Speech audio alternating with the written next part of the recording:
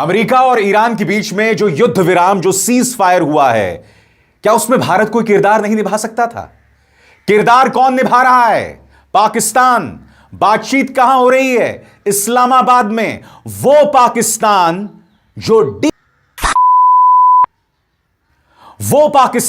जहां पर करता मिले थे, वो पाकिस्तान जहां के अबोटाबाद में ओसामा बिन लादेन था, वो पाकिस्तान जो भारत के खिलाफ, और अब वो पाकिस्तान ईरान और अमेरिका के बीच में मध्यस्थता यानी मीडिएशन कर रहा है। कहां है भारत? सबसे बड़ी बात, क्या विश्व गुरु बनने का एक बहुत ही स्वर्णिम मौका भारत ने गंवा दिया? और इसका जिम्मेदार कौन है? क्योंकि जब भारतीय जनता पार्टी का सारा फोकस एक शख्स यानी प्रधानमंत्री नरेंद्र मोदी पर रहेगा, उन्हें महान बनाना, विदेशों में जाकर उनकी चुनावी सभाएं कराने पर ही रहेगा, और जब भारत की फॉरेन पॉलिसी पर आपका फोकस नहीं रहेगा ना, तो यही होने वाला है। और मैं ऐसा क्यों कह रहा हूं?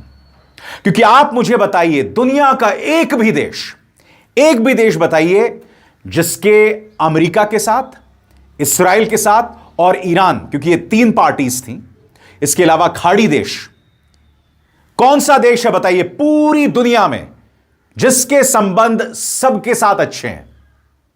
जवाब है भारत।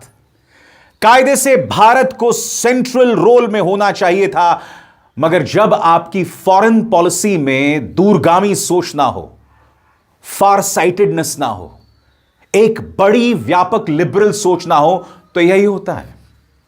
याद कीजिएगा, विदेश मंत्री एस जयशंकर ने क्या कहा था एक इंटरव्यू में, कि दुनिया कोई भी बड़ा फैसला करती है तो भारत से बगैर सलाह मशवरा किए ये फैसले नहीं लिए जाते हैं। तो बताइए मिस्टर लेजर आइज, माननीय एस जयशंकर, ये जो अमेरिका और ईरान में युद्ध विराम का ऐलान हुआ है, भारत कहां है? जबकि जैसे मैंने बताया, भारत के रिश्ते सबके साथ अच्छे थे, इस्राइल के साथ भी, ईरान के साथ भी और अमेरिका के साथ भी।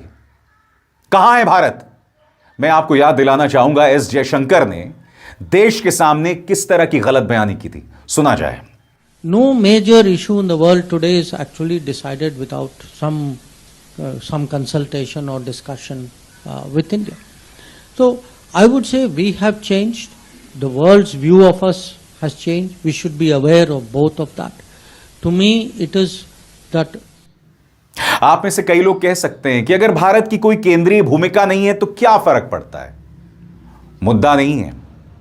वर्ल्ड डिप्लोमेसी ऐसे नहीं चलती है। वर्ल्ड डिप्लोमेसी सिर्फ एक व्यक्ति को प्रमोट करके, एक व्यक्ति के कद को बढ़ा के, वो भी अमेरिका और ब्रिटेन में चुनावी सभाएं करवाकर, या फिर अमेरिका में एक सभा करवा के जहां हमारे प्रधानमंत्री कहते हैं अब की बार ट्रंप सरकार, ऐसे करने से देश का रुतबा और देश की इज्जत बढ़ती नहीं है।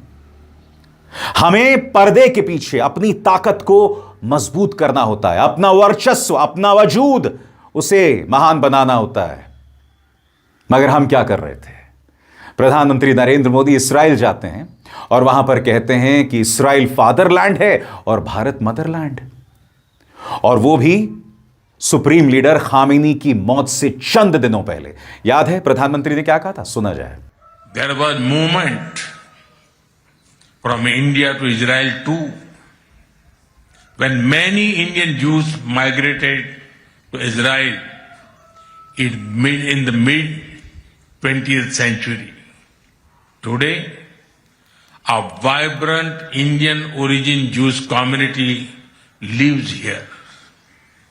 They are contributed to the building of modern Israel in laboratories and hospitals, in classrooms and also on the battlefield.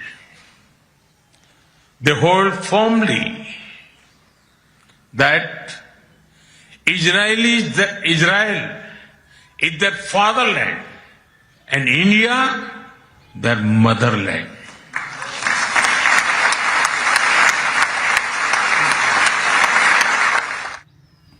और उससे भी ज्यादा शॉकिंग, जब सुप्रीम लीडर खामेनी की मौत होती है तो प्रधानमंत्री खामोश रहते हैं।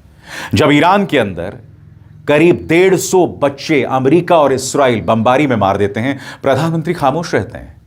जब अमेरिका एक टॉर्पीडो के जरिए भारतीय महासागर में एक निहत्थे ईरानी नौसेना जहाज को मार गिराता है, जिसमें करीब 100 ईरानी नौसैनिक मारे जाते हैं, उस पर भी प्रधानमंत्री खामोश रहते हैं। तो जाहिर सी बात है, ईरान हम पर विश्वास क्यों करेगा? क्योंकि कहीं ना कहीं ईरान ने खुद को ठगा हुआ महसूस किया।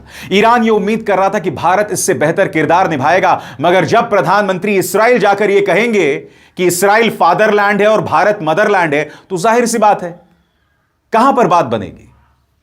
मैं फिर आपसे पूछना चाहता हूं, ये वो ईरान है जिसने 1994 में भारत की मदद की थी कश्मीर के मुद्दे पर, याद कीजिएगा। ह्यूमन राइट्स वायलेशन को लेकर Pakistan OIC, organisation of Islamic nations में, इस्लामिक कंट्रीज में भारत के खिलाफ प्रस्ताव लाना चाहता था, मगर ईरान ने उसमें वीटो किया था। इस तरह से कश्मीर के मुद्दे पर ईरान ने हमारी मदद की है, यानी कि कहीं ना कहीं ईरान और भारत में एक आपसी विश्वास था। बावजूद इसके कि अमेरिका के दबाव में आकर हमने चाबहार बंदरगाह परियोजना पर फुल स्टॉप लगा दिया। क्यों? क्योंकि ट्रंप का आदेश था और भाजपा सरकार ने उसे मान लिया। एक के बाद एक हमारी जो स्टैंडिंग थी, हमारा जो वजूद था इंटरनेशनली, भारतीय जनता पार्टी सरकार ने उसे नुकसान पहुंचाया और उसके अलावा कुछ नहीं। और मैं बाकायदा प्रूफ के साथ आपको बता रहा हूं। मैं आपको बताना चाहता हूं दोस्तों, 1994 में क्या हुआ था। आपके स्क्रीन पर 1994 में यूएन मानवाधिकार आयोग में ईरान ने पाकिस्तान के उस प्रस्ताव का समर्थन नहीं किया जो कश्मीर पर भारत को घेरने के लिए लाया गया था। ईरान के इस कदम की वजह से पाकिस्तान को अपना प्रस्ताव वापस लेना पड़ा था। इससे भारत को बड़ी कूटनीतिक राहत मिली थी और अंतर्राष्ट्रीय स्तर पर बड़ी आलोचना से बच गया था।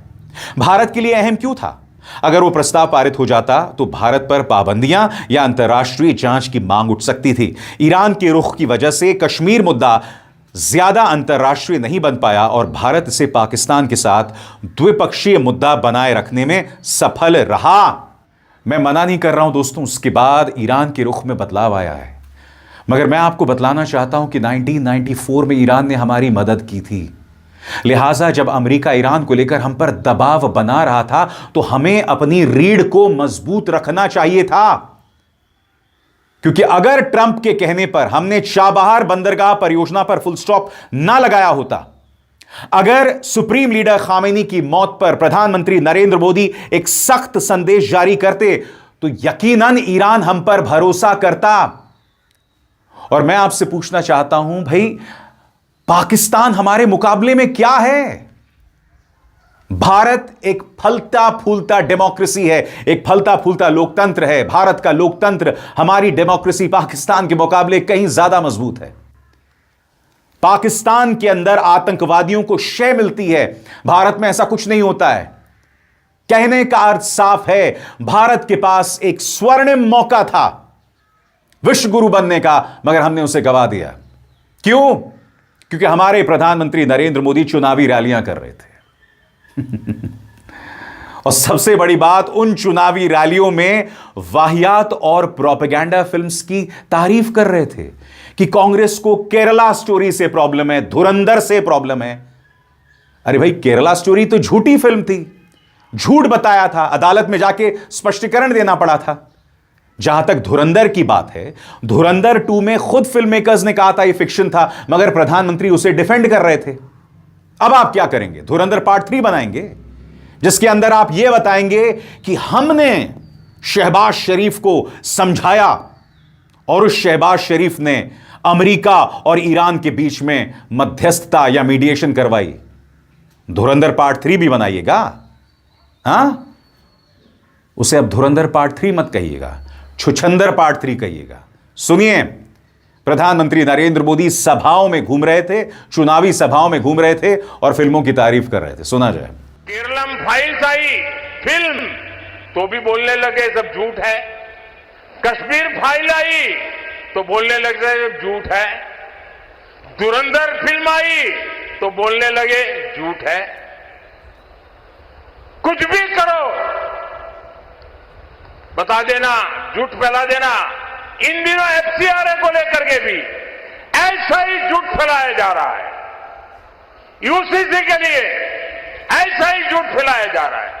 गोवा में यूसीसी है, दशकों से है, लेकिन झूठ फैलाना, एफसीआर के लिए झूठ फैलाना, सीए के लिए झूठ फैलाना, धुरंधर जैसी फिल्म के लिए झूठ फैलाना, केरलम फिल्म के लिए झूठ फैलाना, कश्मीर फाइल फिल्म के लिए झूठ फैलाना, ये झूठ फैलाने का कारोबार लेके बैठे हुए हैं।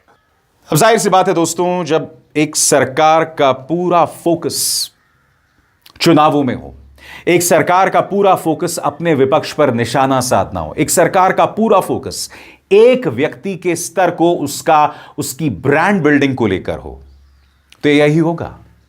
मैं फिर आपसे पूछना चाहता हूं, देश के विदेश मंत्री एस जयशंकर ने ऐसा क्यों कहा कि दुनिया में जो भी बड़े फैसले लिए जाते हैं भारत से सलाह मशवरा करके लिया जाता है, तो यहां पर भारत से किसी ने बात क्यों नहीं की?